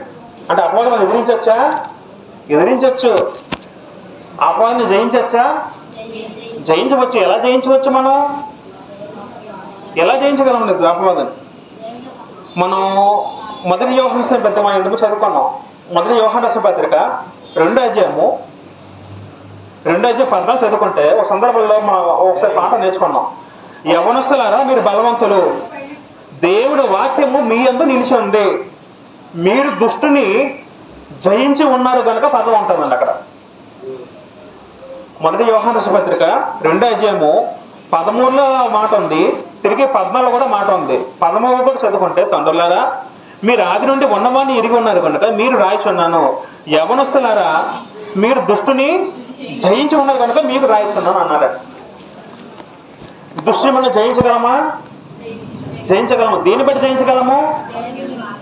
దేవుని వాక్యం బట్టి. పదం ఉందండి అక్కడ, కింద చదువు ఉండే. యవనస్తులారా మీరు బలవంతులు చెప్తూ దేవుని వాక్యము మీ యందు నిలిచింది. మీ యందు నిలిచిందంటే అర్థం ఏంటండి? దేవుని వాక్యము మన హృదయంలో ఉంటే, ఎవరి హృదయంలో దేవుని వాక్యం ఉంటే ఆ వ్యక్తి పాపము చేయడు. పాపం చేయని వ్యక్తి ఎవరు జయించినట్టు అవుద్ది? సాతాను జయించినట్టు అవుద్దండి. కాబట్టి ప్రతి క్రైస్తవురాలు కూడా సాతాన్ని జయించవచ్చు. ఈ పాయింట్ అర్థమవుతుందండి. ఎప్పుడైతే ఒక వ్యక్తి క్రైస్తవుడు అవుతాడో, ఒక వ్యక్తి ఇది నీరు అనుకుంటే, ఎప్పుడైతే బాప్తిసం పొంది క్రైస్తవుడు అవుతాడో రక్షణ వస్తుంది. ఆ వ్యక్తికి రక్షణ ఉంటుందండి. ఈ చుట్టూ రక్షణ వల్ల ఏర్పడితే సాతాను ఆ చూసి పిచ్చకపోతాడండి. ఎవడైతే బాప్తిసం పొంది దేవుని బిడ్డగా ఒక వ్యక్తి మారుతాడో సాతాను చూసి ఇంకా సాతాను కోపం తెచ్చుకొని ఆ వ్యక్తి దగ్గరికి వచ్చి అప్పటి నుంచి ఈయన శోధిస్తూ ఉంటాడండి. ఆడ మనసును శోధిస్తూ ఉంటాడండి. ఆడికి ఏటి బలహీనతలు ఉన్నాయో, ఆడికి ఇంతకుముందు త్రాగుడు అలవాటు ఉంటే త్రాగుడు చేసే విధంగా ప్రేరేపిస్తాడు. ఆడికి ఇంతకుముందు అమ్మాయిలతో వ్యవహారం ఉంటే వాళ్ళ అమ్మాయిలతో మళ్ళీ ఈడు మోహం చూసే విధంగా ప్రేరేపిస్తాడు. ఆడికి ఇంతకుముందు అబద్ధాలు ఆడే వ్యక్తి అయితే అబద్ధాలు ఆడే విధంగా ప్రేరేపిస్తాడు. ఆడికి ఇంతకుముందు డ్రగ్స్ బానిస అయితే మళ్ళీ మత్తు ముందు వెళ్ళి తిరిగి వైపు ప్రేరేపిస్తాడు. ఆ వ్యక్తి విగ్రహం జరిగిస్తే ఇంతకుముందు మళ్ళీ విగ్రహం వైపు మళ్ళీ నడిపించిన ప్రేరేపిస్తాడు. గలతీ 5:16 శరీర కార్యాలకు లిస్ట్ ఉంటుందండి. జారత్వము, అపవిత్రత, కామకత్వము, ఆ లిస్ట్ అంతా ఉంటుంది. అసూయ, కలహ, ఇవన్నీ సాతాను ప్రేరేపిస్తూ ఉంటాడండి. ప్రతి క్షణం ప్రేరేపిస్తూ ఉంటాడండి. నువ్వు అది చూడడం ప్రేరేపిస్తాడండి. ఆడు ఎక్కడొకటి దొరికిపోతాడేమోనని వాడికి బలహీనత ఏంటో సాతాను పూర్తిగా తెలుసు. అవన్నీ మళ్ళీ తిరిగి ఆడికి చూపిస్తూ ఆడిని ప్రేరేపిస్తూ పాపం చేయడానికి ప్రేరేపిస్తూ ఉంటాడు. అప్పుడు ఈ వ్యక్తి ఎలా జయించగలడు సాతాన్ని? సాతాను ఎలా జయించగలడు ఈ వ్యక్తిని? ఈ వ్యక్తి హృదయంలో వాక్యం ఉందనుకోండి, అప్పుడు ఈ వ్యక్తి ఏం చేస్తాడండి? సాతాను జయిస్తాడండి. సాతాను ఎన్ని ప్రేరేపించినా సరే, సాతాను ఎన్ని రకాలుగా ప్రేరేపించినా సరే వ్యక్తి ఏం చేస్తాడు? ఇంకా సాతాను లొంగడు 80% లొంగడండి. అంత స్ట్రాంగ్గా ఉంటాడు. మనం చదువుకున్నాం, సంపూర్ణుల పదం నేర్చుకున్నాం ఒకసారి. ఇలాగ సాతాను ఆడలా ప్రయత్నించి ఓడిపోయి ఆఖరికి ఆ వ్యక్తిని ఆత్మ సంబంధం మరి ఇంకా చేయలేమో, ఆ వ్యక్తి నిజమైన దేవుని బిడ్డని సాతాను వదిలేస్తారండి. అక్కడ సాతాను పని అయిపోద్ది. ఇంకా ఈ వ్యక్తి మనమే చేయలేమని అనుకుంటాడు. అప్పుడు సెకండ్ స్టెప్ సాతాను ఒక స్టెప్ తీసుకుంటాడు. ఏంటి ఆ స్టెప్ అంటే, సాతానికి మరొక అసిస్టెంట్ ఉన్నాడండి. రెండో శత్రువు నేర్చుకుంటున్నాం. దేవునికి మొదటి శత్రువు ఎవరు? సాతాను. ఇప్పుడు మనం రెండవ శత్రువు ఎవరో నేర్చుకుంటాం. ఆ రెండవ శత్రువు ఎవరంటే, ప్రేటంగంధము 13వ అధ్యాయంకి వెళ్ళిపోదాం.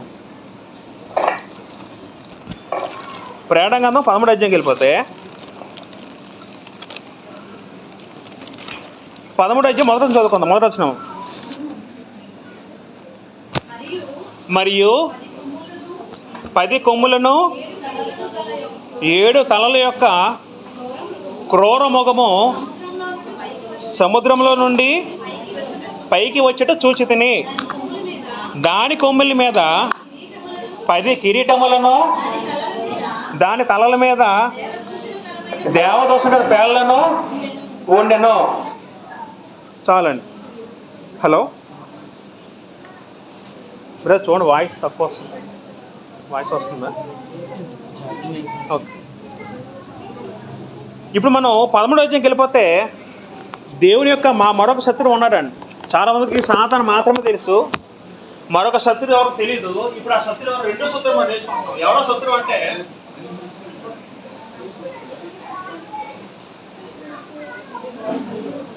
మళ్ళీ చదువుకుందాం వచ్చిన. మరియు 10 కొమ్ములు 7 తలల గల ఒక క్రూర మొగము సముద్రము నుండి, ఇది సముద్రం అనుకుంటే సముద్రం నుండి ఒక క్రూర మొగం బయటకు వచ్చిందండి. మృగం అంటే అర్థం ఏంటండి? క్రూర మొగం అంటే అర్థం ఏంటండి? క్రూర మొగం అర్థం ఏంటంటే ప్రమాదకరమైన జంతువు, అడవి జంతువు, ప్రమాదకరమైన అడవి జంతువు. ఇప్పుడు మన ఇంట్లో మన ఇంటి దగ్గరలో ఆవును పెంచుకుంటాం. ఆవుని పెంచుకుంటాం సహజ జంతువు కాబట్టి. ఒక పులిని పెంచుకుంటాం ఎవరైనా? ఒక సింహాన్ని పెంచుకుంటామా? ఎందుకు పెంచుకో? అవి క్రూరమైన జంతువులు. ఆవు అనేది సహజ జంతువు. సహజ జంతువులు అవి దాడి చేయవు, ఒకరిని ఎదిరించవు. క్రూర జంతువులు ఏం చేస్తాయి? మనిషిని దాడి చేస్తే చంపడానికి ప్రయత్నిస్తాయి. అది దాని క్రూర స్వభావం సూచిక. అయితే దేవుడు ఇంక మాట ఏం చెప్తాను, మనకి రెండవ శత్రువు దేవుడు చెప్పడం జరిగింది ప్రకటనలో. ఎవరి శత్రువు అంటే, అగాధ జలము అంటే సముద్రంలో ఒక క్రూరముఖము పైకి లేవటం చూసుకుని అంటాడు యోహాను. ఏంటో క్రూరముఖం? మృగం అంటే ఇదేనా జంతువు అనుకుంటారేమో. ఇది జంతువు కాదు, ఇది కూడా. ఈ మధ్యన మనం న్యూస్లో చూస్తున్నాం, మీరు చూసారో లేదో, లెవియాథన్ అనే ఒక జంతువు యూట్యూబ్లో మనం చూస్తూ ఉన్నాం. ఈ మధ్యన ఎక్కడో మహాసముద్రంలో బయటకు వచ్చింది, బయట కనబడుతుంది. ఈ మధ్యన బోర్డు ట్రెండ్ అవుతుంది. ఈ మధ్యన మీకు తెలిసే చూస్తుంటారేమో. అవన్నీ అవాస్తవాలే. యోగ గ్రంథంలో ఒక పెద్ద జంతు కనబడుతుంది. యోగ గ్రంథంలో దేవుడు మాట అంటాడు యోగుతో, సముద్రంలో మహాజంతు ఒక పెద్ద జీవి ఉంది, ఆ జీవిని నువ్వు దాని దగ్గర కూడా వెళ్ళలేవు అని దేవుడు తన గొప్పతనాన్ని చెబుతూ ఆ జంతువుని దేవుడు చెప్పడం జరుగుతుంది యోగ గ్రంథంలో. అక్కడ చెప్పని జంతువు వేరు, ఇక చెప్పన్నా ఈ జంతువు వేరు. అది భౌతికమైన జంతువు. యోగ గ్రంథంలో జంతువు భౌతికమైన జంతువు నిజంగా ఒకప్పుడు ఉండేది, తర్వాత జంతువు దేవుడు హతమార్చాడు. ఇప్పుడు ఏ జంతువులు కూడా సముద్రాన్ని భూమి మీదకి వచ్చి ఎవరిని దాడిచి అటువంటి జంతువులు ఇంకా భూమిలో మరి లేవు. అయితే ఇక్కడ చెప్పండి, ఒక జంతువు ఏదైతే ఉందో దాని పదం ఏమన్నారంటే క్రూరముఖం పదం మాట్లాడారు. క్రూరముఖము అని పదం మాట్లాడారు. ఇది దేవుని యొక్క రెండవ శత్రువు. ఈ క్రూరముఖం కూడా ఎన్ని తలలు ఉన్నాయంట? 10 కొమ్ములు 7 తలలు ఉన్నాయంట. అంటే సాతానులాగే ఈ జీవి కూడా సేమ్. సాతానికి అయితే 10 కొమ్ములు 7 తలలు ఎలాగైతే ఉన్నాయో, ఈ మృగం కూడా 7 తలలు 10 కొమ్ములు 7 తలలు ఉన్నాయి. తర్వాత దాని కొమ్ముల మీద 10 కిరీటములు ఉండెను, దాని తలల మీద దేవదోషకరమైన పేలను ఉండెను అని పదం వాడారు. ఈ జంతువు ఈ క్రూరముఖం ఏదైతే ఉందో ఇదట దేవదోషణ పేరు ఉన్నది. అంటే అర్థం ఏంటంటే దేవుణ్ణి దూషిస్తూ ఉంటుందట ఈ మృగం. మృగం అంటే ఇదేదో జంతువు మీద కాదు, పదం అంతా తీసుకోండి. ఇంకా ఆ జంతువు చెప్పొద్దు ఏమంటారంటే, రెండవ వచనం చదువుకుంటే, నేను చూసిన మృగము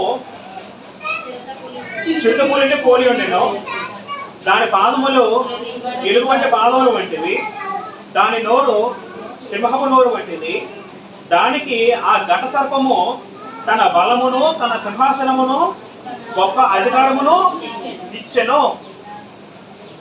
సాతానైన ఘట సర్పం ఏం చేస్తుందంటే వాని యొక్క అధికారము బలం ఎవరికి ఇచ్చారట?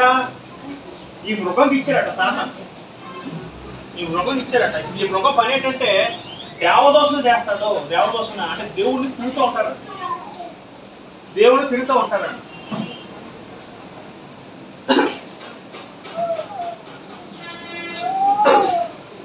మన ప్రకటనలోనే 16 అధ్యాయము 13 వచనంలో 16-13 చదువుకుంటే అక్కడ అంటే మనం మిగతా ముందు అధ్యాయంలో క్రూరముఖ పదం ఎలా కనబడుతుందంటే 16-13 చదువుకుంటే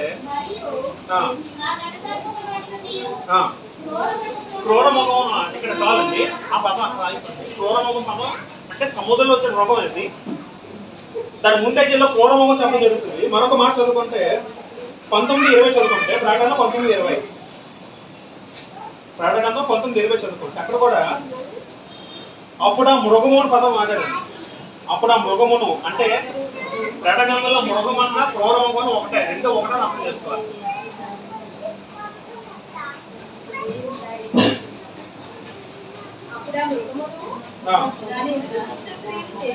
చాలు జాగ్రత్త వినాలండి అందరూ కూడా.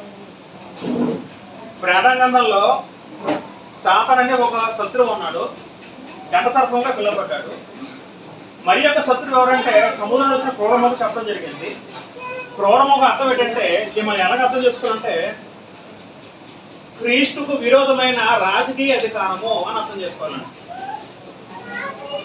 క్రీస్తుకు విరోధమైన రాజకీయ అధికారమును సూచిస్తుంది. రాజకీయ అధికారం సూచిస్తుంది.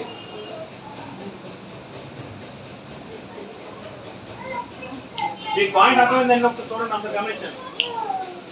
ఈ క్రూరముఖం ఎవరైతే ఉన్నారో సాతాన్ యొక్క రెండో మిత్రుడు, దేవుని యొక్క రెండో శత్రువు.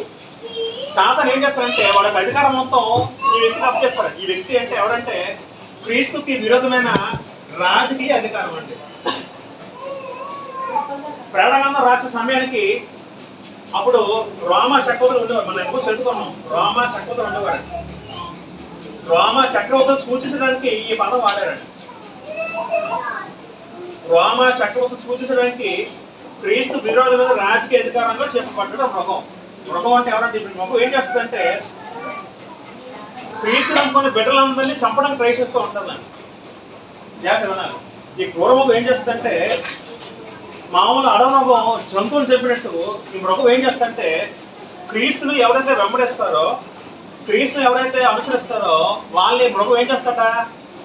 చంపుతుందని.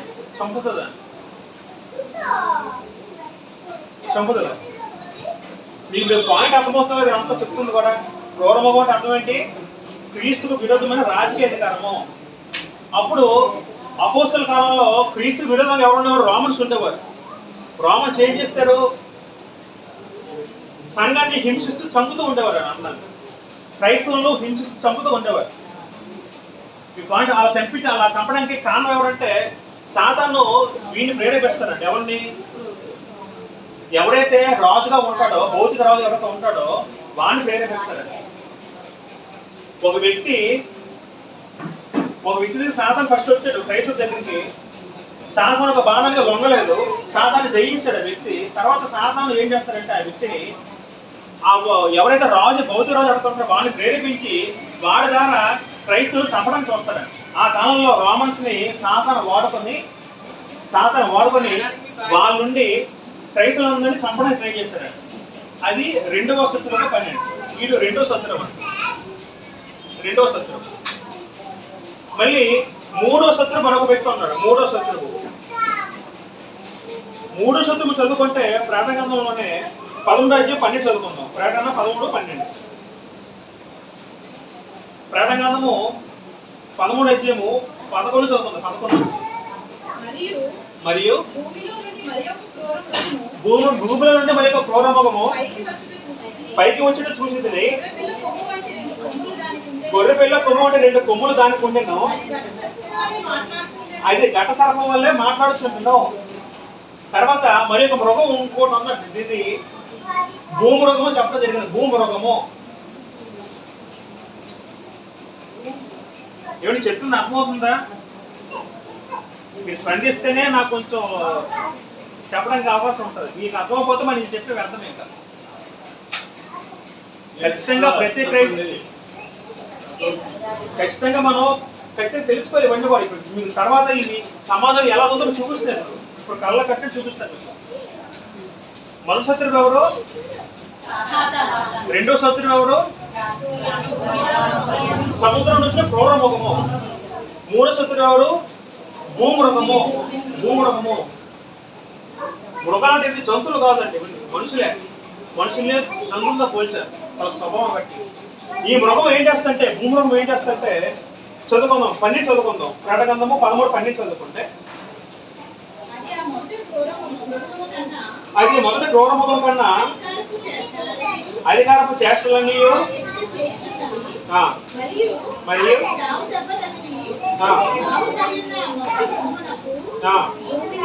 భూమి నమస్కారం చేయనట్లు అది బలవంతంగా చేయించున్నది.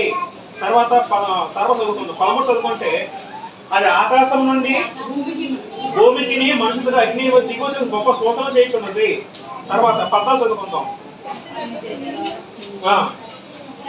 మనం ఒకసారి 12 చదువుకుంటే 13:12 చదువుకుంటే ఆ మొదటి క్రూరమృగం కన్నా ఉన్న అధికారము చేస్తున్నందుకు దాని ఎదుట చేస్తున్నది. మరి చావు దెబ్బ తగిలి ఉన్న ఆ మొదటి మృగమునకు భూమిలో దాన్ని నివసించవారును నమస్కారము చేయనట్టు అది బలవంతం చేస్తున్నది. 3వ మృగం ఏం చేస్తుంటే ఈ 2 మృగానికి నమస్కారం చెయ్యు. ఈ 2 మృగము ఆ కాలంలో రాజు అయితే దీన్ని నమస్కారం చేయము, దాన్ని వాళ్ళని ఆరాధించమని ఈ 3వ శత్రువు ప్రోత్సహిస్తూ ఉంటుందండి. 3వ శత్రువు ప్రోత్సహిస్తుంది 2వ శత్రువుకి నమస్కారం చేయమని. మీకు చిన్న ఎగ్జాంపుల్ మీకు అర్థమైపోతుంది. దానియేలు కాలంలో బబులోను రాజు ఒక వ్యక్తి ఉన్నాడు. ఆ వ్యక్తి పేరేంటి? బబులోను రాజు ఎవరు? అప్పుడు నెబుకద్నెజరు. ఒకసారి ఒక పెద్ద విగ్రహాన్ని తయారు చేసి ఎవరైతే ప్రతి నమస్కారం చేయలేదో వాళ్ళందరూ అగ్నిగుండాలు వేసిస్తే చాటేం చేస్తారు. ఇప్పుడు ఆ సందర్భం చదువుకుంటే ఆ సందర్భం క్రూరమృగం ఎవరో సందర్భంలో క్రూరమృగం ఎవరంటే నెబుకద్నెజరు క్రూరమృగం అంట. మరి భూమృగం ఎవరంటే ఇప్పుడు ఎవరైతే శత్రుకు మేషలు దానిల మీద అభినందన మీద కొండలు చెప్పారో రాజు దగ్గరికి వచ్చి నాయన వీళ్ళు నేను పూజించట్లేదు, నేను నమస్కారం చేయట్లేదు, ఎవరైతే కొండలు చెప్పారో వాళ్ళందరూ ఏ కేటగిరీలోకి వస్తారు? భూమృగం కేటగిరీలోకి వస్తారు. వీళ్ళందరూ ఏం చేస్తారంటే ఈ క్రూర మృగాన్ని పూజించేటట్లు వీళ్ళు ప్రేరేపిస్తారు, బలవంతం చేస్తారు. అప్పుడు ఈ వచ్చి ఏం చేస్తాడు, కొండలు చెప్తాడు ఇక్కడికి వచ్చి. అప్పుడు ఈ రాజు ఏం చేస్తాడు, అప్పుడు ఆ సందర్భంలో రాజు ఏం చేస్తాడు, ఏమో చేస్తాడు, వాళ్ళందరూ తీసుకొచ్చి అగ్నిలో చేస్తాడు. ఇప్పుడు పాయింట్ అర్థమైంది. ఇప్పుడు అక్కడ ఆ కాలంలో దేవుడు తన దూత పంపించి అడ్డుకట్ట చెప్పాడు. క్రొత్త నిబంధనలో కృపాకాలం వచ్చినప్పుడు మరి దేవుడు మనకి సూచన మనకు కనపడవు. ఇక క్రొత్త నిబంధనలో క్రీస్తు వచ్చిన తర్వాత కూడా మనకి దేవుడు సూచన మనకి కనపడవు. ఇక ఇది కృపాకాలం, దేవుడు మొత్తం విడిచిపెట్టేస్తానండి. మీకు పాయింట్ అర్థమైందండి.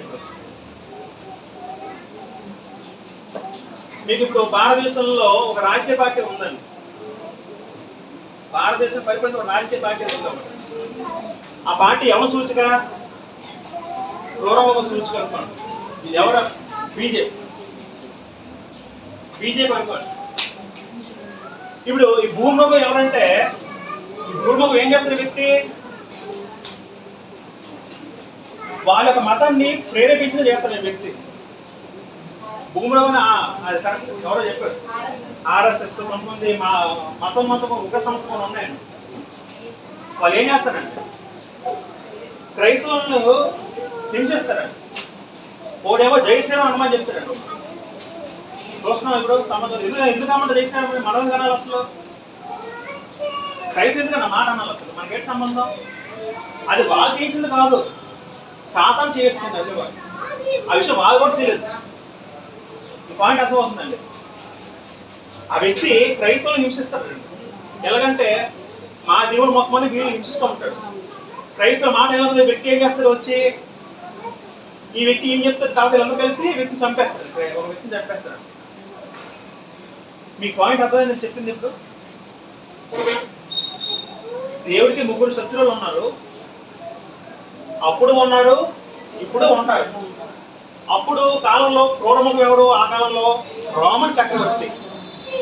వారి కింద పనిచేసి ఏజెంట్ ఎవరుంటారో వాళ్ళ మతాన్ని ప్రోత్సహించమని, వారి యొక్క రాజులు పూజించమని ఎవరైతే చెప్పేవాళ్ళు ఉన్నారో వాళ్ళు భూమిరోగం సూచిక. ఆ కాలంలో అప్పుడు వాళ్ళు, ఈ కాలంలో ఇప్పుడు ఎవరు, ఇప్పుడు మనకు తెలిసిన రాజకీయ పార్టీ. ఈ పాయింట్ అర్థమైంది. ఇప్పుడు ఇది ప్రతి చోట ఉంటుందండి. ఇలాగా క్రూరముఖంలో వాడు పోతే మరొకటి వస్తారు, వీడి పోతే మరొకటి వస్తారండి.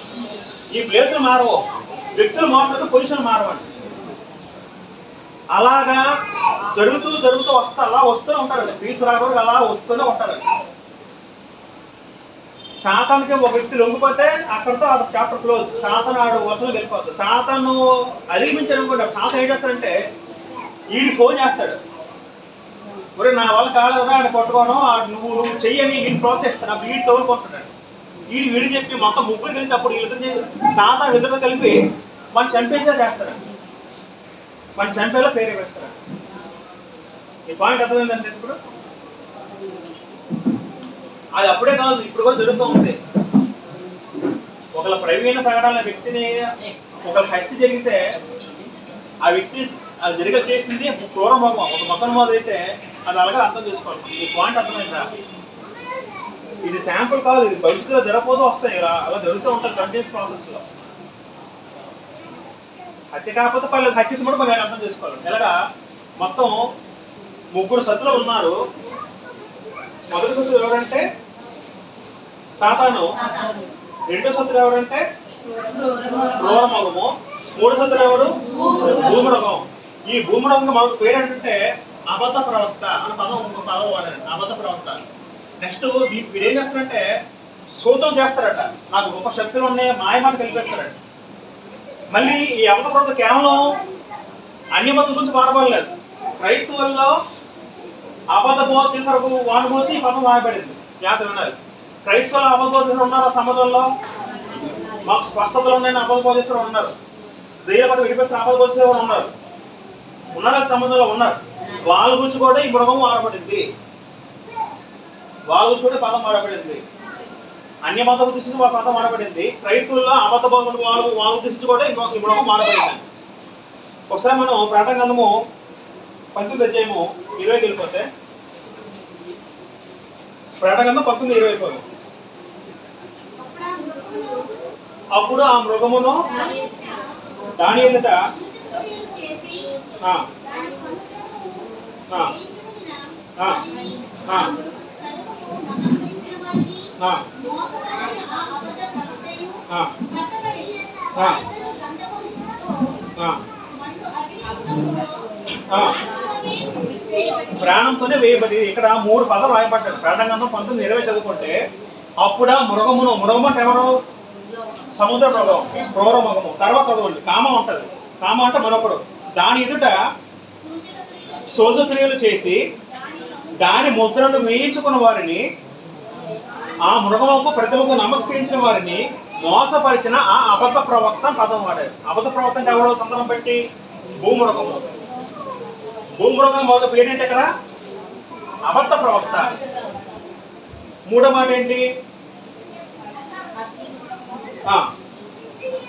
పట్టబడి వారిద్దరూ ప్రాణంతో వేయబడేది. ప్రాణగంధము 20:10 చదువుతాం. 20:10 ముగించేద్దాం. ప్రాణగంధము 20:10. వారిని మోసపరిచిన అపవాది అగ్నిగంధకములు గల గుండంలో పడవేయబడిను.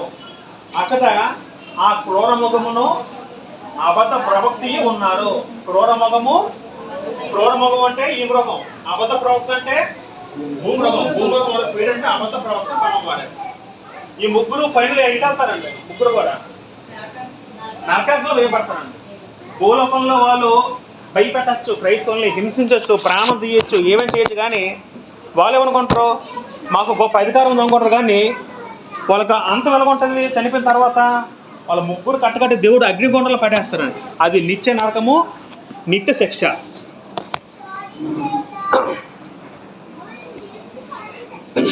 మీకు ఇప్పుడు అర్థమైంది కదా మొత్తం చెప్పిన మాటలన్నీ కూడా. మరోసారి రివైజ్ చేసి మీకు ముగించేస్తాను. దేవునికి శత్రువులు ఉన్నారు గ్రంథం చెప్తుంది. దేవునికి, తండ్రి అయిన దేవునికి క్రీస్తుకు శత్రువు ఉన్న గ్రంథం చెప్తుందండి.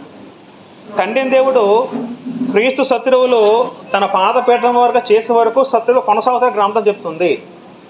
ఈ శత్రువులు ఎలాంటి వారంటే, శత్రువులు ముగ్గురు శత్రువులు ఉన్నారు. ముగ్గురు ఉన్నారండి. మూడు అంటే ఇప్పుడు దేవుల్లో ఇప్పుడు తండ్రి అయిన దేవుడు, క్రీస్తు ప్రభు, పరిశుద్ధ ముగ్గురు వ్యక్తుల్లాగా అక్కడ ముగ్గురు ఉన్నారండి సంపూర్ణంగా. ఆ ముగ్గురు దుష్టత్వంలో సంపూర్ణం. ముగ్గురు కూడా ఆ మూడు సంఖ్య దుష్టత్వంలో సంపూర్ణం. మొదటి వ్యక్తి ఎవరంటే సాతాను. సాతాను ఏం చేస్తారంటే వాడు స్వభావం నేర్చుకున్నాం. సాతాను పని ఏంటంటే దేవుడి నుంచి దూరం చేసే విధంగా, పాపం చేసే విధంగా ప్రేరేపించడం సాతాను పని. సాతాను వల్ల ఒక మనిషిని సాతాను ట్రై చేస్తారు మనిషిని పాపం చేయడానికి. ఆ వ్యక్తి సాతాను జయించి తప్పించుకుంటే సాతాను ఏం చేస్తారంటే తనకు రెండో మిత్రుని వాడుకుంటాడు. ఎవడో రెండో మిత్రువు? సముద్ర మృగము లేదా క్రూర మృగము. అంటే సమాజంలో ఎవరైతే పలుకుబడి ఉన్నారో వాడిని వాడుకున్న సాతాను వాడి ద్వారా ఇబ్బందులు గురి చేస్తాడు ఆ వ్యక్తిని, క్రైస్తవుల్ని. వాడికి హెల్ప్ చేస్తుంది ఎవరంటే భూమృగము, అబద్ధ ప్రవక్త. వాడు మందిరికి వచ్చి ఆడం చేస్తారంటే నువ్వు ఈ ప్రతిభను నమస్కరించు, లేదా నువ్వు రాజు చెప్పినట్టు చెయ్యి అని ప్రేరేపిస్తారండి. ఇప్పుడు ఆ కాలంలో రామస్థానంలో ఎలాగంటే రామచక్రవర్తి ఆ వ్యక్తి అంటే ఆయనకి అప్పుడు చక్రవర్తి గుడులు ఉండేవి. ఆ కాలంలో చక్రవర్తికి చిన్న చిన్న గుళ్ళు ఉండేవండి. అప్పుడు వాళ్ళు ఏం చేస్తారు? ఈ గుడికి వచ్చి నువ్వు చక్రవర్తిని పూజించని ప్రేరేపిస్తారండి అబద్ధ ప్రవక్త. ఎవరైతే ఆ నమస్కారం చేయరో వాళ్ళందరినీ కూడా రాజు చెప్తారు. రాజు ఏం చేస్తారు? వాళ్ళందరినీ కట్టకట్టి హింసించి చంపేస్తూ ఉంటారండి. అది అప్పుడు జరిగిన వాస్తవం. అది అప్పుడే కాదు, అప్పటి నుంచి అలా కొనసాగుతూ వస్తూ ఉంటుంది. యేసుక్రీస్తు రాక వరకు కూడా అలా వస్తూ ఉంటుందండి.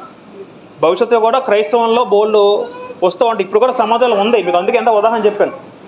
ఇప్పుడు బీజేపీ కానీ ఆర్ఎస్ఎస్ కానీ ఆ పొజిషన్లో ఉంటే కొంతమంది ఇప్పుడు ఎంతో చెప్పండి జై శ్రీరామనమని, లేదా కొంతమంది సువార్తకి వెళ్ళిన వ్యక్తుల్ని బలవంతంగా గుడిలో తీసుకెళ్ళి బొట్లు పెట్టి చేసిన రోజులు ఇప్పుడు ఉన్నాయి. అవునా కదా? చూస్తున్నాం. ఎందుకు అలా చేస్తున్నారు? వాళ్ళు చేయట్లేదు, సాధన చేస్తున్నాడు. అవన్నీ కూడా మళ్ళీ వెనకది ఇవన్నీ కూడా జరుగుతూ ఉంటాయి. భవిష్యత్తులో ఇంకా జరుగుతూ ఉంటాయి. ఇది మనం ఆశ్చర్యపడాల్సిన పని లేదండి. ఇవన్నీ దేవుడు ఎప్పుడో రాసి చెప్పాడు మనకి. కాబట్టి మనం ఎవరికీ భయపడాల్సిన పని లేదు. దేవుని విశ్వాసం స్థిరంగా కొనసాగుతూ మనం పాపం చేయకుండా మనం పటిష్టంగా బలంగా ఉంటే మనం చనిపోయిన తర్వాత దేవుడు తన పక్కన మనం కూర్చొని పెడతాడు. కానీ ఇలా ప్రేరేపించిన సాతాను కానీ వీళ్ళందరూ కూడా శిక్ష ఖచ్చితంగా ఉంటుందండి. తప్పు ఎవరైతే దేవుడు విడిచిపెట్ట. మనం ఒకసారి నేర్చుకున్నాం, పగ తీర్చుట నా పని అంటాడు. ఆ పని ఎవరికి? దేవుడిదే. మన దేవుడికి అప్పచెప్పాలండి.